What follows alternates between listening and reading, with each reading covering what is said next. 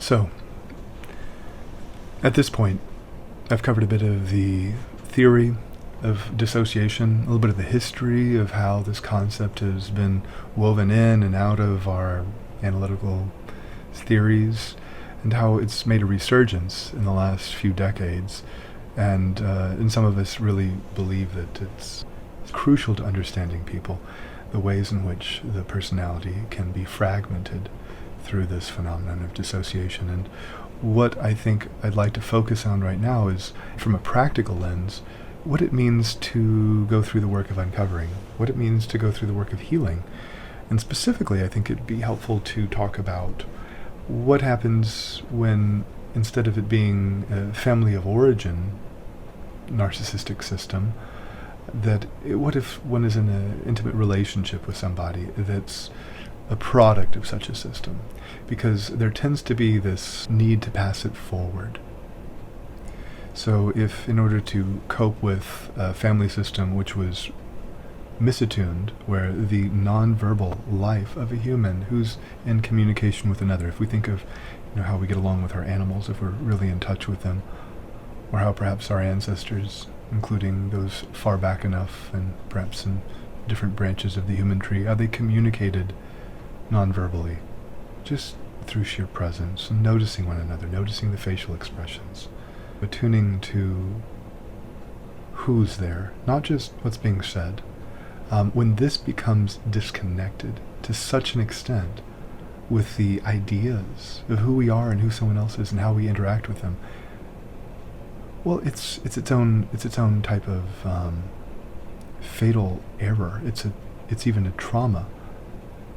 And many people are raised in environments where that fundamental disconnect with the life of the individual, this thing so clearly present with us, if we're being transparent with someone else, the thing that we need to have reflected back to us by that person when we're young, especially before we know how to speak, if that has been discarded and instead the individual is related to as the idea of what someone else has of them, especially if it's a narcissistic family system where there's a need for the child to either be this type of source of fuel or this scapegoated object, or just essentially someone to beat up for not fitting into those neurotic needs of the parents. What can happen is such a profound dissociation that there's the conscious ego, the person we consider ourselves to be, and obviously the ability to have thoughts and ideas and words and stories about ourselves, and the ability to remain living in that world. It gives us a little bit too much rope, I'm afraid. And you really go and you, say, either watch a video or you interact with somebody who is so thoroughly caught up in the way that they want to portray a situation as horrific and dramatic, or where they're the only person who has an opinion that matters. And there's not this capacity for give and take and really knowing one's audience. In situations like that, you're likely to see what this person was perhaps brought up with, and therefore have been conditioned to do the same to others, and life becomes this kind of game of sink or swim. This fundamental connection of human beings with one another, as what we find in this, especially in this nonverbal realm, who you know your dog to be. You probably know your dog pretty well, I'd hope. And you can understand when your dog is trying to communicate something. You may know not what, but they may show you. In the same way, we can stop showing that to other people. We can stop listening. And it's also possible, like I say, a little too much rope, is that if somebody is showing us something, if someone is giving us information about what it's like for them to be around us, and it's unpleasant, if it calls attention to this mistake, this oversight, this sin of misattunement, well, N can click the mind of the individual and say, oh, that's not important because. And occasionally this is a really useful thing to do if it really seems like you're being accosted by someone who's really out of their gourd, and they're on the street with a bullhorn with these crazy, weird conspiracy theory pictures like I witnessed last weekend in New Orleans. It's probably good that if that person starts laying into me about how I'm a projection of all these evil things because maybe I don't mirror him perfectly, this paranoid delusion, maybe I need to not take him so seriously. But that's a really handy skill that it's kind of like keeping a gun right there in the family room. It might be used when witnessing somebody who's having a difficult experience of me. It might be used if we're receiving feedback that somebody notices that, maybe we're hurting. And it's a hurt that we're not really ready to face. So this notion of taking away the validity of the subjective experience of somebody else as it is being expressed to it, both verbally, but also non-verbally, also tacitly. If you're in a relationship where there's a fair amount of narcissistic abuse, which we could just call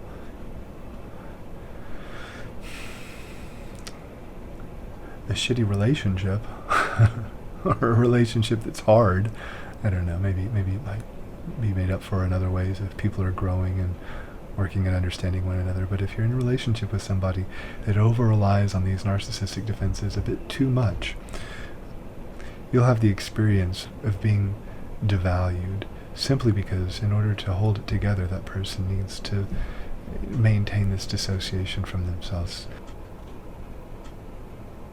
So that's not going to work for everyone.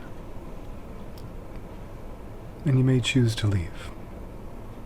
And if you do leave, well, this video is for you. Because what sometimes we find in therapy, and it's good to hear this if you're going to need it, is that after a breakup, after maybe leaving an organization, after some kind of boundary-setting event with the individuals that are, and I use the term narcissistic defenses, I want to be very clear that in some cases, we're not talking about somebody with narcissistic personality disorder. We're talking about somebody in a position where they can just enact their pain on somebody else because it allows them to not experience it. And this is crucial. If you're dealing with somebody that is an externalizer, somebody that has this burden of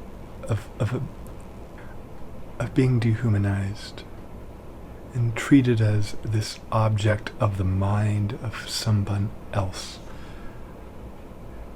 in such a way that all resentment, all injury, it has to be neglected. That has to find a place to live. And sometimes the best way to keep that trapdoor shut on one's own experience of betrayal and traumatization is essentially to find out how exactly to make someone else feel that way. And then dissociate their experience. So when there's a sufficient level of boundaries, or things have changed sufficiently and you've been willing to back that,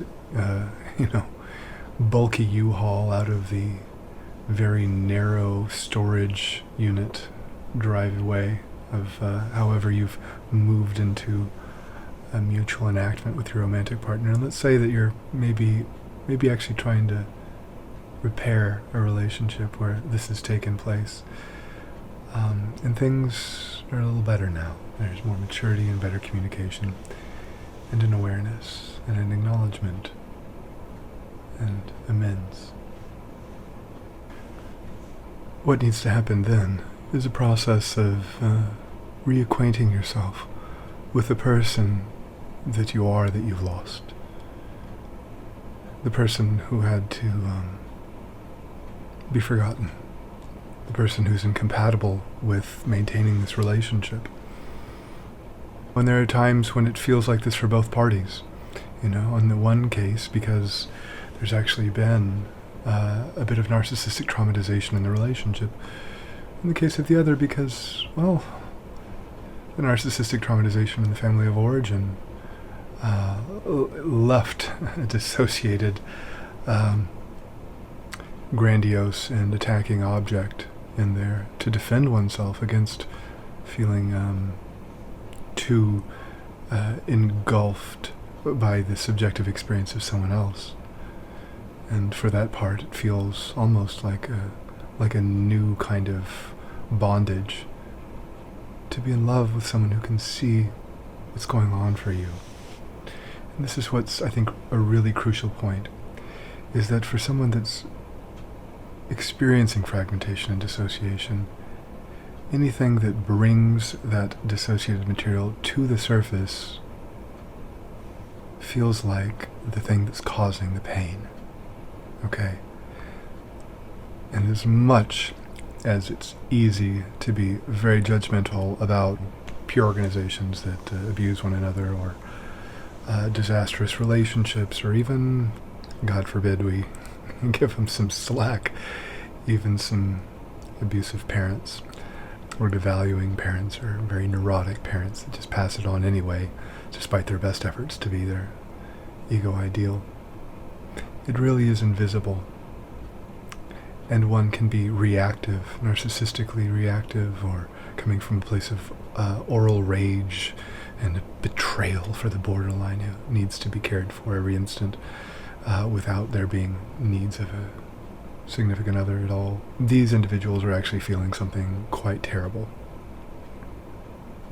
And if you're on the other end of it, so are you.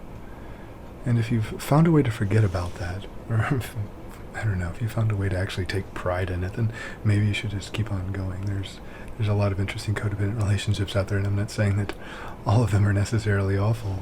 Maybe just not the best for children to grow up in. But let's say that you are on the path of insight, of healing, of maturation. If you really recognize that you want it and need it, well then, better find a way to get in touch with a person or some people that are there specifically for that purpose. Even if there can be a lot of healing and understanding and processing that goes on in an intimate relationship, in a therapeutic relationship, we anticipate and respect all the different parts, the ones that are enforcing the dissociation, that might feel a little bit better when you're not encountering how it felt in that last marriage, that might blame you for being weak, for being vulnerable with somebody else. We need to respect that. And we also may need to respect the actual desire of the human being to be able to love again.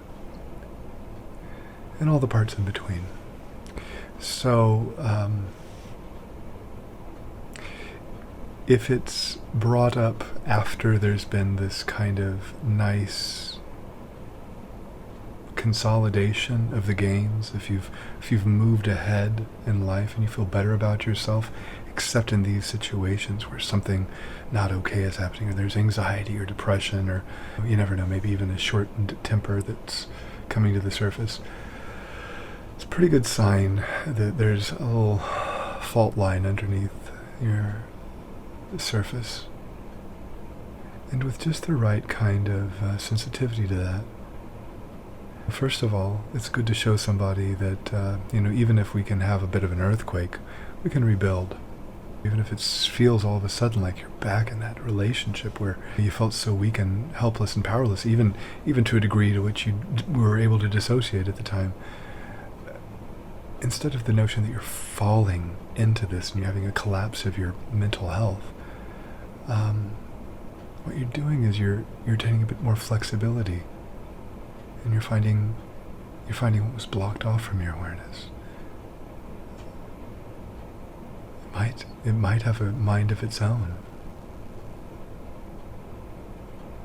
You might make a new friend, even though it's unlikely it'll start out like that. And if you're in group psychotherapy, it's very nice because then some other people can understand. And befriend these other parts of you that are perhaps a bit selfish, but in a protective way, or maybe a bit weak or codependent, they can all be known and they can all be understood, and it's helpful to have relationships to show us that. And of course, to go through this at all, it's a bit of an erosion of whatever stability we found in our fragmentation. But there's a time and there's a place for everything. So long as you're not on a path where it wouldn't be worthwhile for you to go through all of that and to lose, perhaps, some of the illusions of relationships that actually were quite a bit more abusive and devaluing than you'd care to admit. Coming into contact with parts of the self that carry that knowledge and letting them be you, it's going to entail quite a lot of grief. And it's good to have people there with you while you're going through it. But it's perfectly natural. It's natural to be divided. It's natural to feel compromised. It's natural to sometimes find yourself in a situation where you're helping someone else to manage and enforce their own dissociation from their own painful emotions by controlling or abusing you. It's natural. But it's also natural to find a better way. So, hopefully this might give you a bit of hope in that pursuit.